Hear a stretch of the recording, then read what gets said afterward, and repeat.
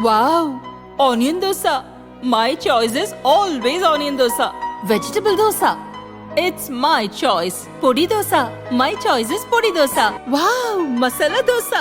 It's always my choice. Dosa வகைகளில் ஒவ்வொருவருக்கும் ஒவ்வொரு சாய்ஸ் இருக்கலாம், ஆனால் எல்லா வகை தோசைகளுக்கும் ஒரே சாய்ஸ் இதயம். சுரா கைட் 12ஆம் வகுப்பு பொதுத் தேர்வுக்கான புதிய பதிப்பு. அதிக மதிப்பெண் பெற சுரா கைட் அனைத்து புத்தக கடைகளிலும் கிடைக்கும். Also available on Amazon, Flipkart and surabooks.com. Chennai வானிலை ஆய்வு மையம் வெளியிட்டுள்ள அறிக்கையில் கூறியிருப்பதாவது: வளிமண்டல மேலடுக்கு சுழற்சி காரணமாக இன்று தமிழகத்தில் ஒரு சில இடங்களிலும் புதுவை, காரைக்கால் பகுதிகளிலும் இடி மின்னலுடன் கூடிய லேசானது முதல் மிதமான மழை பெய்யக்கூடும். நீலகிரி, கோயம்புத்தூர், திருப்பூர், ஈரோடு, தருமபுரி, கிருஷ்ணகிரி, திருப்பத்தூர், விழுப்புரம், கடலூர், திருச்சிராப்பள்ளி, அரியலூர், பெரம்பலூர், கரூர், திண்டுக்கல், தேனி, புதுச்சேரியில் ஓரிரு இடங்களில் மழை பெய்யும்.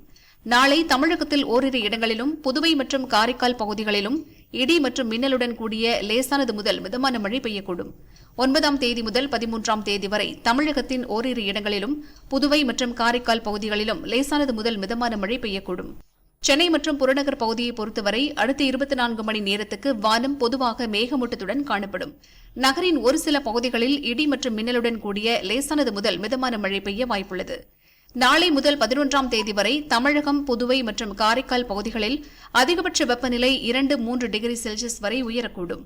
தமிழக கடலோர பகுதிகள் மற்றும் குமரிக்கடல் பகுதிகளில் சூறாவளி காற்று மணிக்கு 35 முதல் 55 கிலோமீட்டர் வேகத்தில் வீசக்கூடும் என சென்னை வானிலை ஆய்வு மையம் கூறியது.